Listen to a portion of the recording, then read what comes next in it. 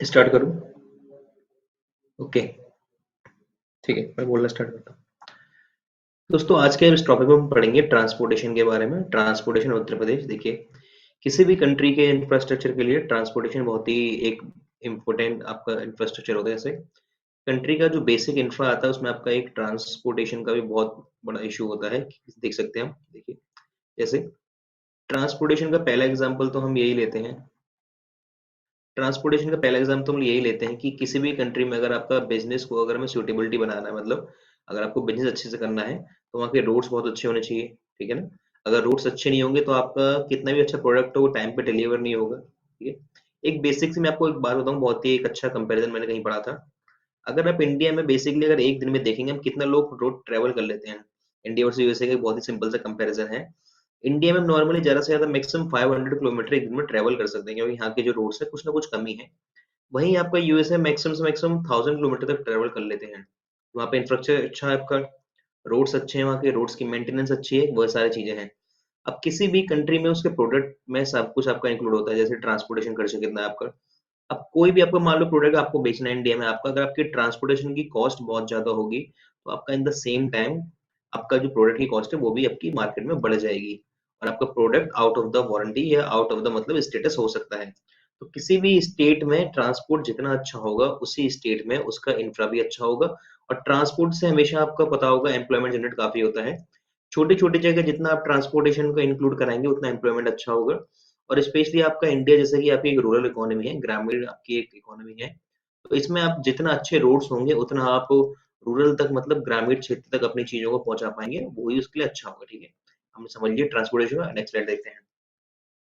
अब एक बार आपका एक नागपुर प्लान आया था, उसने क्या किया, आपके जितने भी रोड्स हैं उनको 4 पार्ट में डिवाइड किया था। पहला क्या था आपका, आपको पता होगा, नागपुर महाराष्ट्र में है। नागपुर महाराष्ट्र में है। पहले उस रोड को डिवाइड किया नेशनल हाईवे, जो कि आपके राष्ट्रीय राजमार्ग होते हैं। अगला आपका स्टेट हाईवे, जो कि आपके राज्य के राजमार्ग होते हैं। अगला आपका डिस्ट्रिक्ट रोड, जो आपका विद इन डिस्ट्रिक्ट होता है, जैसे आपका कोई भी जैसे आगरा डिस्ट्रिक्ट है, तो इस डिस्ट्रिक्ट के अंदर जैसे मान लो आपका ये सिटी है पूरी की पूरी, तो इस डिस्ट्रिक्ट में जितने भी रोड्स होंगे आपके, ये सारे के सारे आपके डिस्ट्रिक्ट रोड्स में आते हैं। अगला है आपका ग्राम रोड्स, मतलब जो भी रोड्स आपके मेजर सिटी से ग्राम की तरफ जाते हैं, ये आपके ग्राम रोड्स होते हैं। अब देखिए नेक्स्ट ऑप्शन क्या है आपका। यूपी का जो सबसे पुराना जो हाईवे आपको ओल्डेस्ट हाईवे, वो आपका NH-19 है। NH2 भी बोलते हैं इसको हम। NH की फुल फॉर्म आपको पता होगा, नेशनल हाईवे। अभी क्वेश्चन लास्ट ईयर आपका लेखपाल के पेपर में भी आया था कि यूपी का जो आपका ओल्डेस्ट हाईवे है वो कौन सा, आपका NH2। और भारत में यूपी में आपका स्टेट रोड ट्रांसपोर्टेशन निगम, राज्य इसको हम बोलते हैं राज्य परिवहन निगम, इसकी स्थापना आपका 1972 में हुई थी। आपको याद होगा 1972 में हमारे इंडिया में एक बहुत ही फेमस एक्ट भी आया था, आप कमेंट करके बता सकते हैं। जैसे ये एक्ट था आपका वाइल्ड लाइफ प्रोटेक्शन है, जिसको हम वन्य जीव संरक्षण अधिनियम भी बोलते हैं। ठीक है, नेक्स्ट स्लाइड देखते हो। अब कुछ बहुत बेसिक बेसिक से फैक्ट्स हैं कि आपका जो एस्टेब्लिशमेंट हुआ था आपका Uttar Pradesh state road transportation corporation का, वो आपका 1972 में हुआ था। अब स्टेट का जो लॉन्गेस्ट हाईवे, मतलब लंबाई के मामले में जो लॉन्गेस्ट हाईवे आपका NH2 है, ये आपका ग्रैंड ट्रंक रोड से होकर निकलता है। अब जो कंट्री का longest green field control access expressway आपका आगरा लखनऊ एक्सप्रेस वे है। आपको बताऊंगा ग्रीन फील्ड क्या होता है आपका अगली स्लाइड में। आपकी जो बस ट्रांसपोर्ट की शुरुआत पहली बार जो यूपी में हुई थी, वो आपकी 15 मई 1947 में हुई थी। और पहली बार आपकी जो बस है आपका लखनऊ से बाराबंकी तक चली थी, लखनऊ से बाराबंकी पास में ही है। अगला आपकी जो बस स्टार्ट करी थी हमने अयोध्या से जनकपुर के लिए, जनकपुर पता होगा आपको, जनकपुर नेपाल में है। और सीता माता के पिताजी का नाम जनक था, और अयोध्या राम का आपकी जगह है, तो अयोध्या से जनकपुर ये हमने स्टार्ट करी थी मई 2018 में। आपके इस प्रेजेंट में कि टोटल 60 हाईवेज है जो आपके ये उत्तर प्रदेश से पास करते हैं, मतलब जैसे आपको कुछ जैसे आपका ये पूरा का पूरा एक उत्तर प्रदेश है, आपका ये हाईवे पास कर रहा है, ये हाईवे पास कर रहा है, डिफरेंट डिफरेंट आपके हाईवे पास करते रहते हैं। तो टोटल नंबर जो एक्चुअल में 60 हाईवेज है।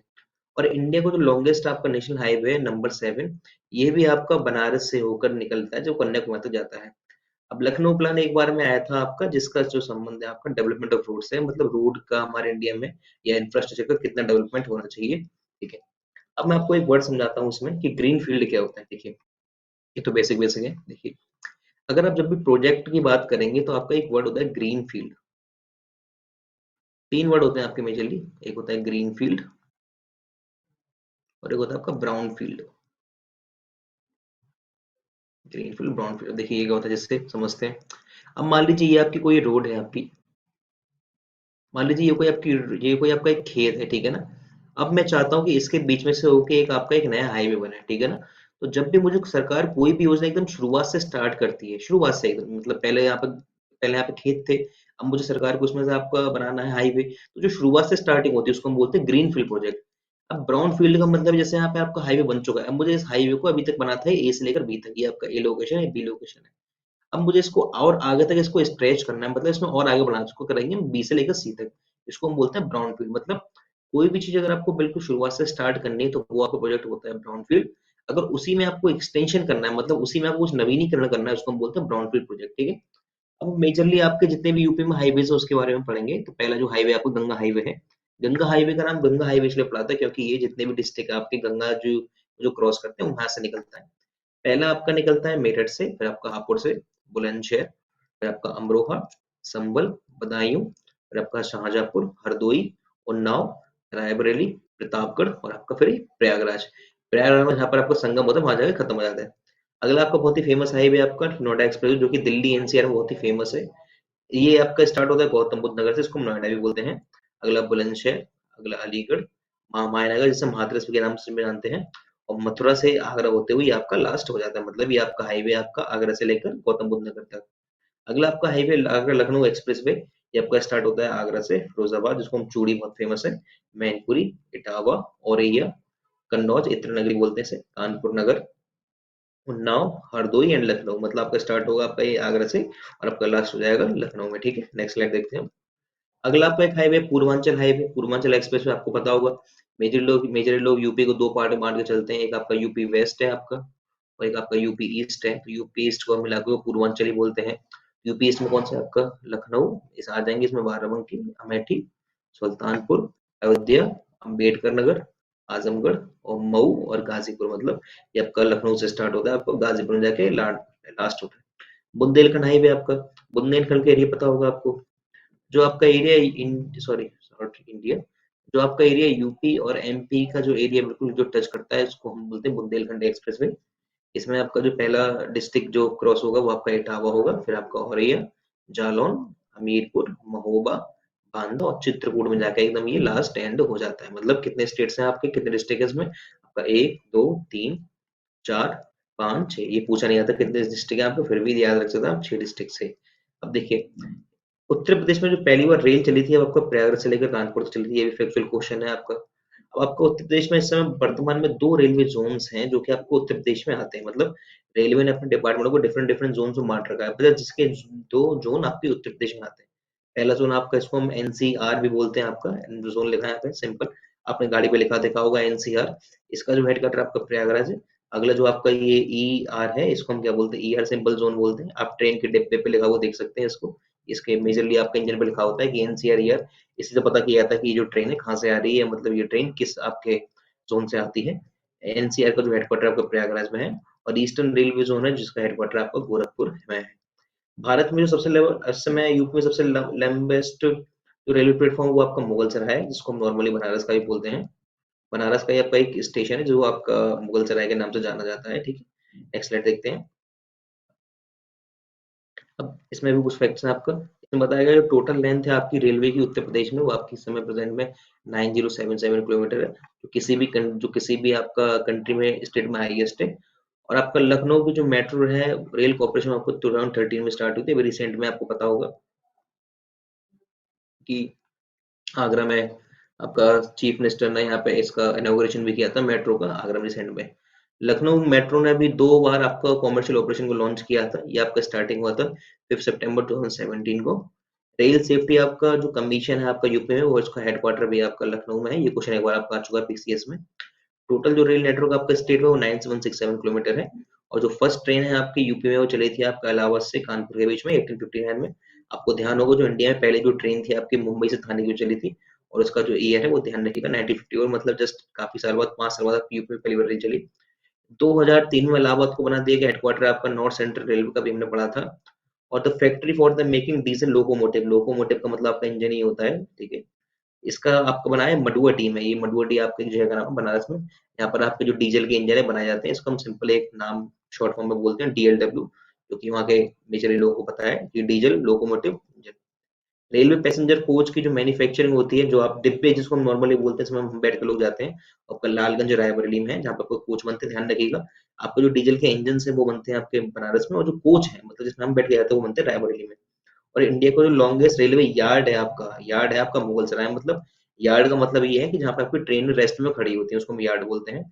Mughalsarai is the largest electric locomotive shade in the Asia, मतलब शेड का मतलब है कि जहाँ पर आपकी जितनी भी इलेक्ट्रिक वाली लोकोमोटिव है इसको वहाँ खड़ा किया जा सकता है एशिया का। लॉन्गेस्ट प्लेटफॉर्म आपका इन द वर्ल्ड भी आपका गोरखपुर में है, ये आपका पहले गोरखपुर में था, बट प्रेजेंट में बदल के आपका ये अभी ये कर्नाटक में हो गया है। अगर आपसे कोई पूछे कि इंडिया का जो लॉन्गेस्ट जो प्लेटफॉर्म है आपको कर्नाटक में हो गया है, कर्नाटक में उस जगह का नाम बताता हूँ आपको, एक मिनट। उस जगह का नाम है हुब्बाली। ठीक है, प्रेजेंट में आपको जो लॉन्गेस्ट प्लेटफॉर्म है इन टर्म्स ऑफ लेंथ ये आपका हुब्बाली कर्नाटक में है। हाँ, अब देखते हैं नेक्स्ट स्लाइड में कि हमारे जो यूपी में कितने इंटरनेशनल एयरपोर्ट्स हैं। ये आपके इस समय प्रेजेंट में 3 इंटरनेशनल एयरपोर्ट्स हैं। अब बेसिक बेसिक आपके कौन से एयरपोर्ट कहाँ पर है हम देखते हैं। नेशनल पैराशूट ट्रेनिंग आपका कॉलेज आपका आगरा में पड़ता है, और Indira Gandhi national aviation academy जहाँ पर आप पायलट बनने की ट्रेनिंग ले सकते हैं, यहाँ पर रायबरेली में है। चौधरी चरण सिंह एयरपोर्ट आपका अमौसी मतलब लखनऊ में है। लाल बहादुर शास्त्री आपका बनारस में है। खेड़ी एयरपोर्ट आगरा में है आपका। इंडियन एयरपोर्ट जो कि आपका इस समय प्रेजेंट में एयरफोर्स का भी एयरपोर्ट है वो भी आपका गाजियाबाद में है। जेवर एयरपोर्ट जो कि अभी रिप्रेजेंट बन रहा है ये नोएडा में है। पुरुषोत्तम श्रीराम अयोध्या ये भी बन रहा है। बमरौली एयरपोर्ट इस जगह का नाम है इलाहाबाद में है। सर्वस एयरपोर्ट आपका सहारनपुर में है। और आईआईटी कानपुर जो कि कल्याणपुर मतलब आपको पता होगा कल्याणपुर में आपका आईआईटी कानपुर है, ये आपका कानपुर में है। और doctor Bhimrao Ambedkar air strip मतलब ये प्रॉपर एक एयरपोर्ट नहीं है, सिंपल एयर स्ट्रिप है, यहाँ छोटे छोटे प्लेन्स उतरते हैं, ये आपको प्रेजेंट में मेरठ में है। हाँ, अब देखिए यूपी में आपके एक वाटर वेज भी होते हैं, मतलब जहाँ पर आपका वाटर के थ्रू ट्रांसपोर्टेशन हो सकता है, ये सबसे आपका इजीएस्ट मोड होता है, और आपका अगर आपको पता हो ये चीपेस्ट मोड भी होता है। ये किसी भी सामान को डिलीवर करने के लिए चीपेस्ट वे ऑफ कम्युनिकेशन है, चीपेस्ट वे ऑफ ट्रांसपोर्टेशन है, सबसे सस्ता पड़ता है आपका ये। इसलिए हमारी गवर्नमेंट इंडिया में बहुत ज्यादा वाटरवेज को प्रमोट कर रही है।